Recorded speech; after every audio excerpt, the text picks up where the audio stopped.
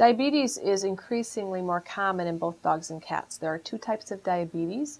Type 1 or juvenile diabetes is when pets are born with insufficient insulin production. Type 2 diabetes, which is hands down the most common form of diabetes that pets acquire, happens when dogs and cats are born with a fully functional pancreas that secretes adequate amounts of insulin at birth, but over time the pancreas becomes stressed and insulin production diminishes, or the body becomes resistant to the insulin that's produced.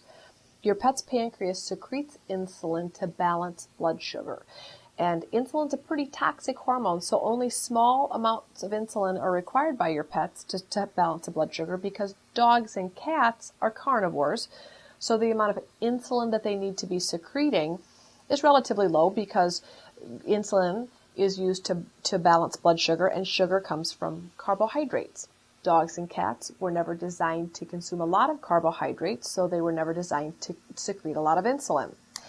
When dogs and cats started to consume an abundance of grains in the foods and treats that we provided to them as guardians, the incidence of diabetes started to increase. And my recommendation as a wellness veterinarian is to feed the most biologically appropriate foods and treats that you can feed to your pets. That means eliminating unnecessary grains, corn, wheat, rice, soy, oatmeal, millet, even potatoes, that ultimately break down in your pet's body into sugar, which requires insulin secretion to help balance that blood sugar. The best thing you can do if your pet is a diabetic is to get the carbohydrates out of his or her diet.